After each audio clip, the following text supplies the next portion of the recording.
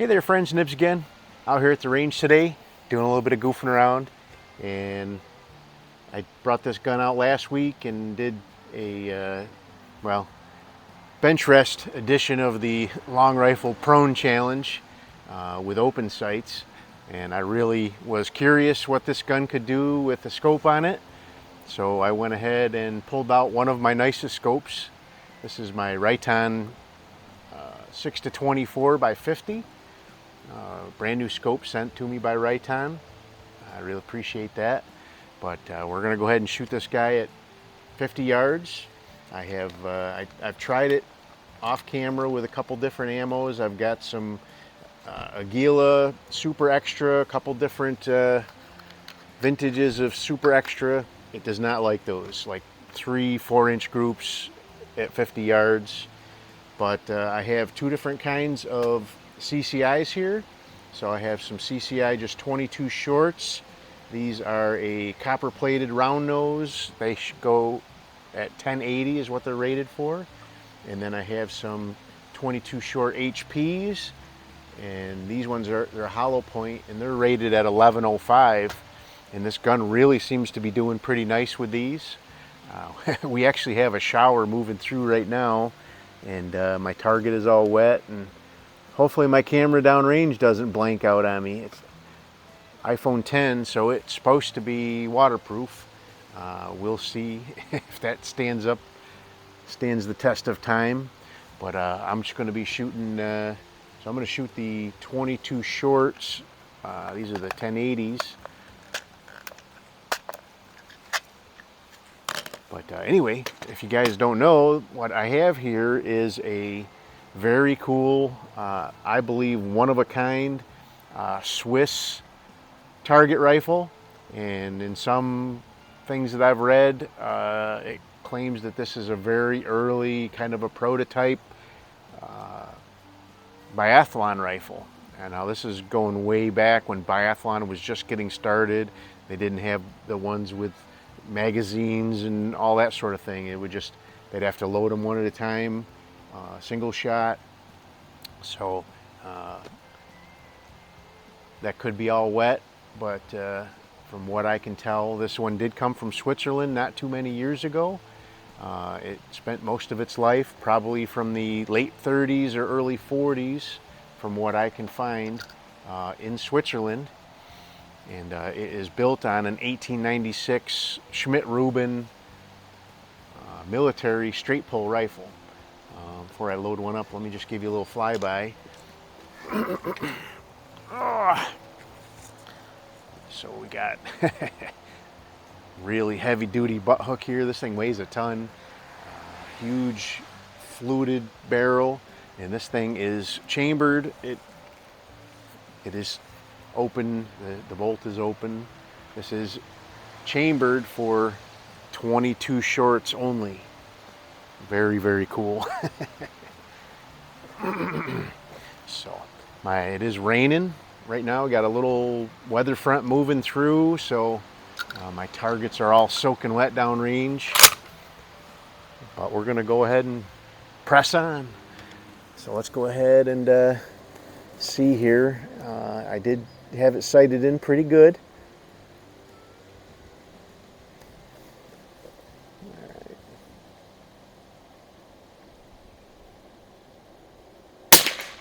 Ooh, I know it's hitting a little high.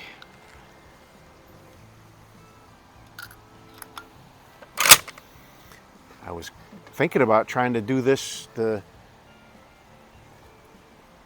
day at the range KFW fishing a barrel challenge with this, but with this rain and this wind like this, I'm just not going to give it a try today.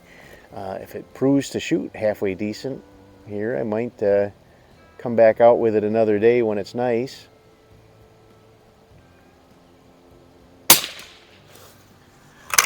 Those are 1 inch splatter bursts that I'm shooting at there.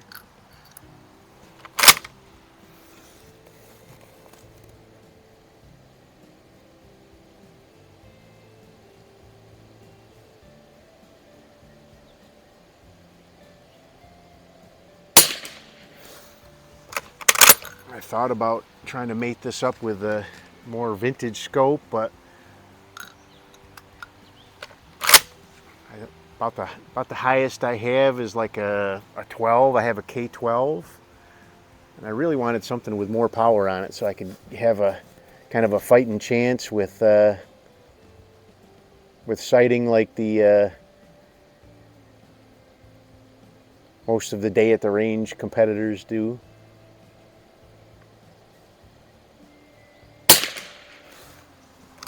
Alright, so I think it liked the hollow points better than these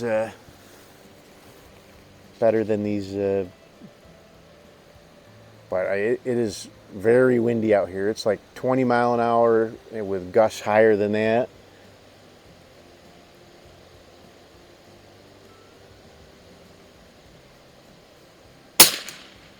All right, that's not terrible though.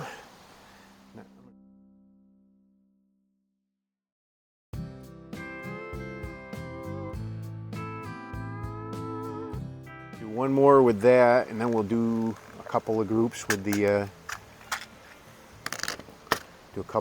hollow points. Really cool gun. All right, let's see if we can do a little bit better here.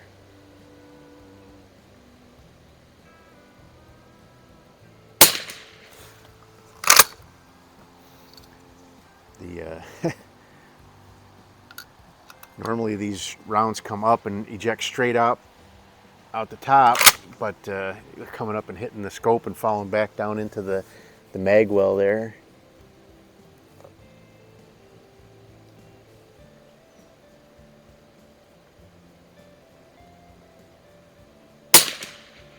Ooh, same hole. I like it. I like it.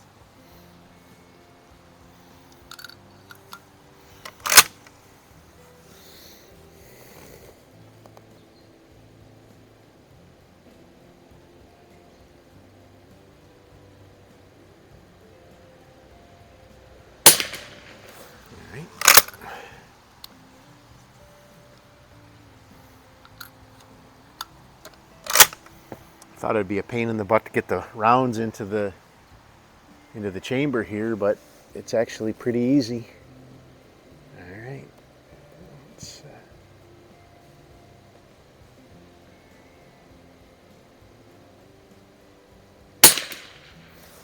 pull it up to the right a little bit there.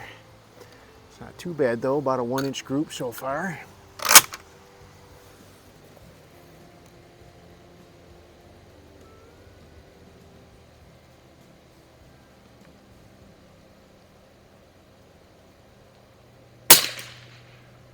All right, a little over 1-inch group.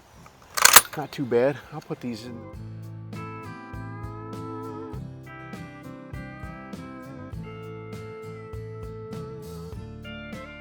Sub MOA up and see what we can do. All right, let's, so these are just finishing up one box of the 22 HPs, hollow points. So these ones are 1105, so they're a little bit faster than the other ones, but not by much. So let's go ahead and keep on going here.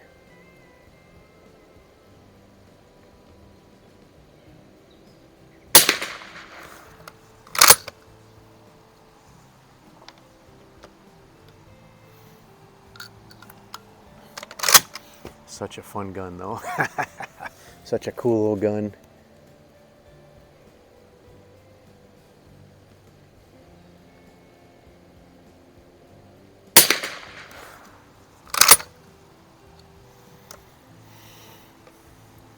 Another fellow was here shooting. He had a 357 lever action and it was actually a Winchester 1897 chambered in 357 or 1894 or whatever it is. Pretty cool.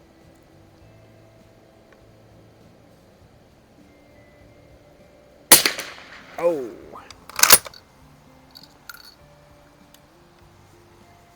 Looks like I'm pulling them all a little high here. I thought I had it zeroed pretty good.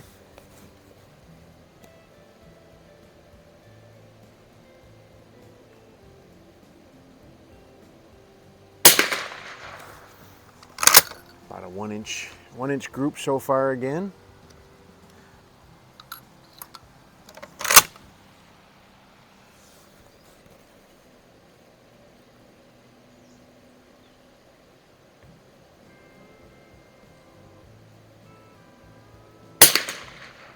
All right, kept it right in the middle of the other ones. I'm going to take a 1, 2, 3, 4 clicks down. That should be like a 1/4 of an inch.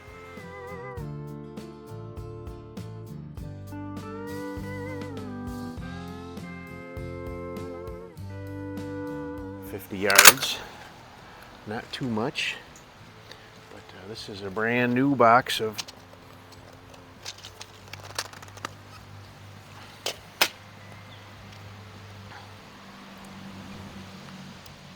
got my Gordon multi-tool. Been carrying that instead of my Wave recently.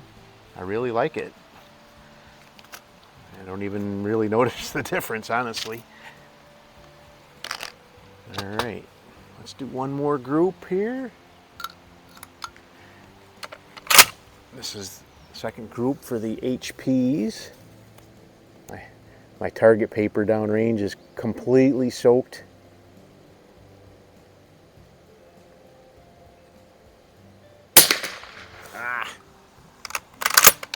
Looks like my elevation adjustment did all right. I still needed to come to the left a little bit, but that's all right.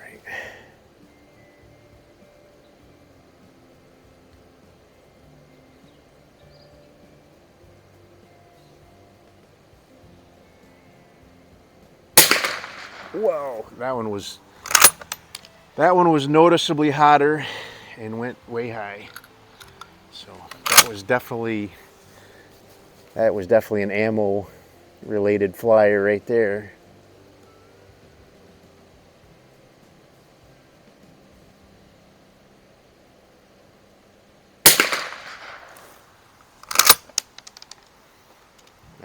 That second one there sounded like a high velocity 22 long rifle going off.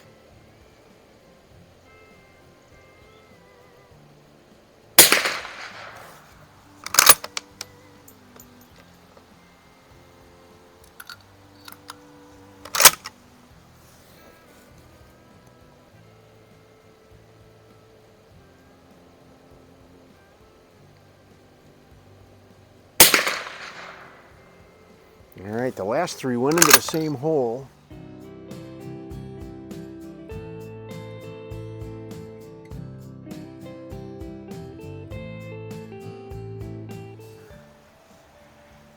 I'm going to go ahead and I'm going to do 5 more at that same target. I'm just curious if we're just getting this barrel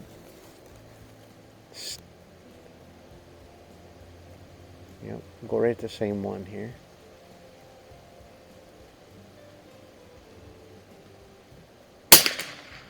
As I get that one was noticeably weaker than a lot of the other ones. So that's one of the downfalls of having a gun that's chamber for 22 short, is the limitation of the actual quality ammo that you could have. That's a good one. So I wonder if I need to like weigh these, because some of these are obviously underpowered, some of them are obviously overpowered.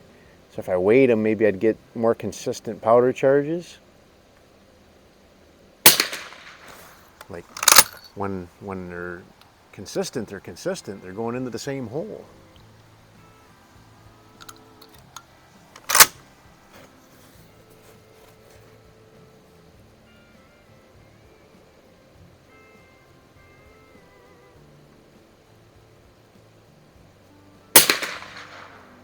Again, same hole right on the target. I guess we'll have to do a part 2 on this one. I'll have to try to do a little bit of ammo sorting, try to get some more consistency out of this guy. It definitely seems like it's got some potential.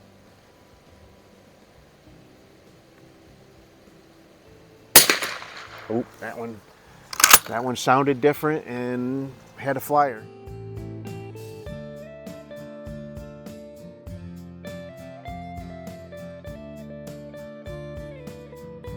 Stand by 1 minute.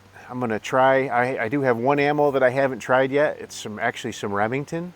Let me see if that'll do anything different. Stand by.